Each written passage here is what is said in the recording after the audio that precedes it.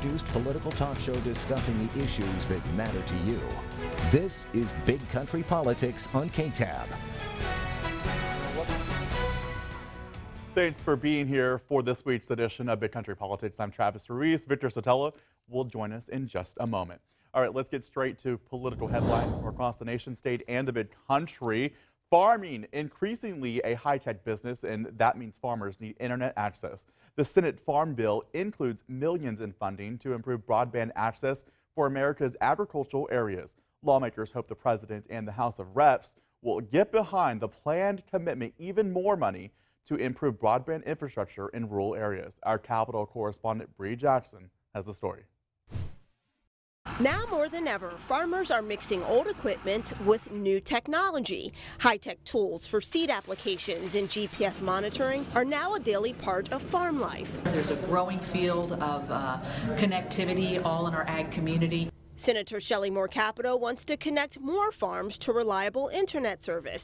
Supporters say without broadband access, growers will fall behind. We're talking not so much about connecting people, connecting machines, because there are now more modems out on some of these parts of rural America than there are people. Crop producers say improving access will help the agriculture community thrive. Things use less fuel, use less fertilizer, less pesticide, less seed, increase their yields. Congress is considering the Senate Farm Bill. It includes efforts to expand broadband coverage to areas in need, and it would also boost funding for certain programs to nearly $50 million.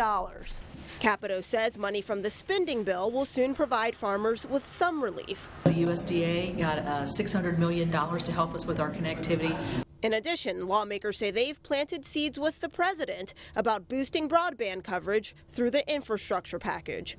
In Washington, Bree Jackson. All right, now to our eye on Abilene. As temperatures have soared over the summer, the city of Abilene has enacted a water conservation schedule. KTAB's Nathan Grieve walks us through the projected water forecast and how the city will handle any drop in the water level. 2011 was a dry year, but the factors that led into that drought went back far beyond one hot summer. So 2011 was kind of a special case, if you will.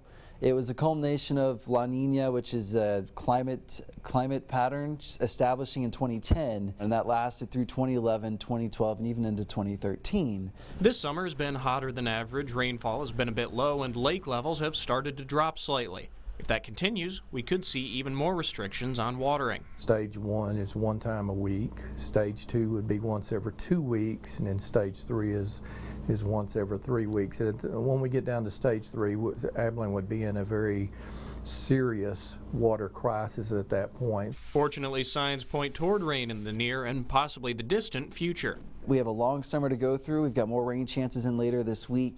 Not the greatest, but again, that's just how it goes. We take what we can get, and a lot of it will depend on hurricane season. See if we see any tropical storms move into the Gulf, and if we do, just where they fall when they do come in. Still, city officials remain cautiously optimistic. A drought kind of creeps upon us, as it did in the past, and it will continue. We may be in the edge of the next severe drought. We may be in a normal drought cycle, and then it may rain today. In Abilene with coverage you can count on, Nathan Grieve, KTAB News. All right, thanks, Nate. Emergency lines are in place at the Possum Kingdom Reservoir, allowing for a quick connection if things were to get too dry in Abilene's water supplies. All right, still to come here on Big Country Politics. A lot happening in Washington, from movement on the Farm Bill to the heated immigration debate. Our exclusive interview with Congressman Jody Arrington is next.